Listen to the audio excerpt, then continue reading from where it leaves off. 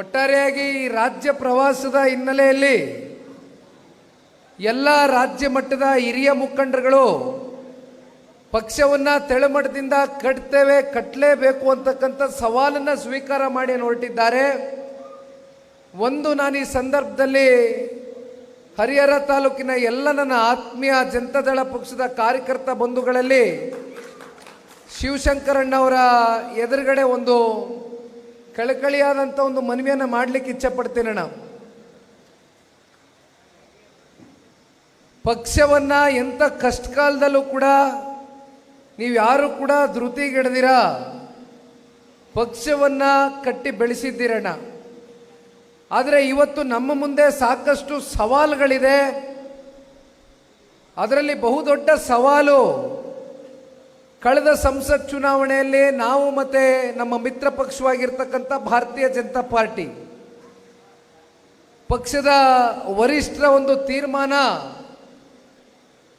ನಮ್ಮ ದೇಶದ ಪ್ರೀತಿಯ ಗೌರವಾನ್ವಿತ ಪ್ರಧಾನಮಂತ್ರಿಗಳಿಗೆ ಅವರ 11 ವರ್ಷದ ಆಡಳಿತ ವೈಖರಿಯನ್ನು ನೋಡಿ ಸನ್ಮಾನ್ಯ ದೇವೇಗೌಡರು ಸಾಹೇಬರು ಜನತಾದಳ ಪಕ್ಷವು ಕೂಡ NDAಯ ಒಂದು ಮಿತ್ರಕೂಟದ ಭಾಗವಾಗಿ ಕರ್ನಾಟಕ ರಾಜ್ಯದಲ್ಲಿ ನಮ್ಮ ಸಹಕಾರವನ್ನು ಕೊಡಬೇಕು, ಬೆಂಬಲವನ್ನು ಸೂಚಿಸಬೇಕು ಅಂತಕ್ಕಂಥ ನಿರ್ಧಾರವನ್ನು ಮಾಡಿದ ಬಳಿಕ ಇವತ್ತು ನಮ್ಮ ಮುಂದೆ ಅನೇಕ ಸವಾಲುಗಳು ಎದುರಾಗಿದೆ. ಇವೆಲ್ಲ ಸವಾಲಿಗೆ ನಾವು ಉತ್ತರವನ್ನು ಕೊಡಬೇಕು ಅಂತಕ್ಕಂಥದ್ದಾದರೆ ತಳಮಟ್ಟದಿಂದ ಪಕ್ಷವನ್ನು ನಾವು ಕಟ್ಟತಕ್ಕಂಥ ಕೆಲಸ ಮಾಡಲೇಬೇಕಾಗಿದೆ.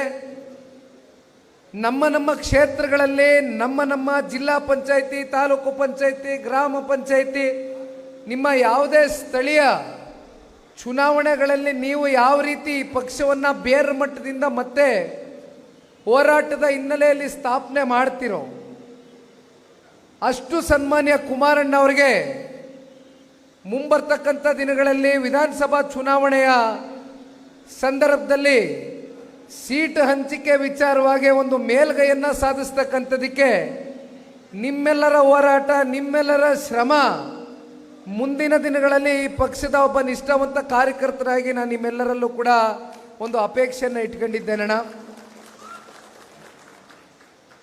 ನಾನು ಒಂದು ಜವಾಬ್ದಾರಿಯುತವಾದಂಥ ಒಂದು ಸ್ಥಾನದಲ್ಲಿ ಈ ಪಕ್ಷದ ಕಾರ್ಯಕರ್ತನಾಗಿ ಪ್ರತಿನಿಧಿಸ್ತಾ ಇದ್ದೇನೆ. ಹಾಗಾಗಿ ಇದಕ್ಕಿಂತ ನಾನು ಹೆಚ್ಚು ಗೊಂದಲದ ಒಂದು ವಾತಾವರಣದ ಹೇಳಿಕೆಗಳನ್ನ ಕೊಡ್ಲಿಕ್ಕೆ ಆಗೋದಿಲ್ಲ. ದಯಮಾಡಿ ನೀವು ಎಲ್ಲ ಸೂಕ್ಷ್ಮತೆಗಳನ್ನ ಪರಿಗಣನೆಗೆ ತಗೊಳ್ತೀರಾ ಅಂತಕ್ಕಂಥದ್ದನ್ನ ನಾನು ಅರ್ಥ ಮಾಡ್ಕೊಂಡಿದ್ದೇನೆ. ಹಾಗಾಗಿ ನಮ್ಮ ಮುಂದೆ ಇರ್ತಕ್ಕಂಥದ್ದು ಮುಂದಿನ ವಿಧಾನಸಭಾ ಚುನಾವಣೆ ಇನ್ನೂ 3 ವರ್ಷ ಇದೆ. ಅದಕ್ಕಿಂತ ಪೂರ್ವದಲ್ಲಿ ನಾವು ಎದುರು ನೋಡ್ತಕ್ಕಂಥದ್ದು ಡಿಸೆಂಬರು ಜನವರಿ ತಿಂಗಳಲ್ಲಿ ಗ್ರಾಮ ಪಂಚಾಯಿತಿ, ಜಿಲ್ಲಾ ಪಂಚಾಯಿತಿ, ತಾಲೂಕು ಪಂಚಾಯಿತಿ ಚುನಾವಣೆಗಳು ನಮ್ಮ ಕಣ್ಣು ಮುಂದೆ ನಾವೆಲ್ಲರೂ ಏನು ಎದುರು ನೋಡ್ತಾ ಇದ್ದೇವೆ. ಇದು ಪಕ್ಷದ ಕಾರ್ಯಕರ್ತರ ಚುನಾವಣೆ.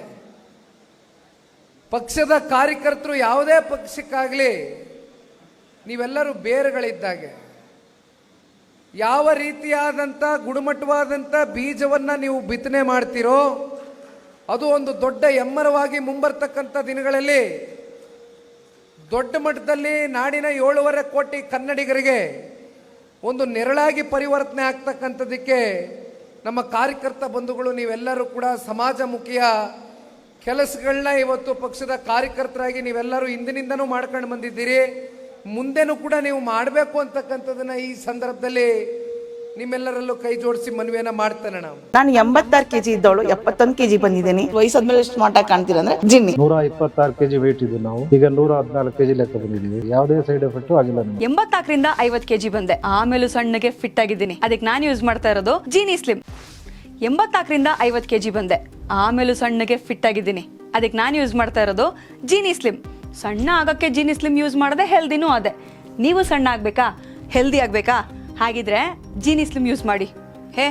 ಸಣ್ಣ ಆಗೋದಕ್ಕೆ ಯಾವುದೋ ಪ್ರಾಡಕ್ಟ್ ಹೇಳ್ತಾ ಇದ್ದಾಳೆ, ಏನಾದರೂ ಸೈಡ್ ಎಫೆಕ್ಟ್ಸ್ ಇದೆ ಅಂತ ಯೋಚನೆ ಮಾಡ್ತಾ ಇದ್ದೀರಾ? ಖಂಡಿತ ಇಲ್ಲ. ಯಾಕಂದ್ರೆ ಇದು ಕೆಮಿಕಲ್ ಫ್ರೀ. ಸಣ್ಣ ಆಗಬೇಕು ಅಂದರೆ ಜೀನಿ ಸ್ಲಿಮ್ ಯೂಸ್ ಮಾಡಿ. ಹೆಚ್ಚಿನ ಮಾಹಿತಿಗೆ ಕೆಳಗೆ ಡಿಸ್ಪ್ಲೇ ಆಗ್ತಿರೋ ನಂಬರ್ಗೆ ಕಾಲ್ ಮಾಡಿ.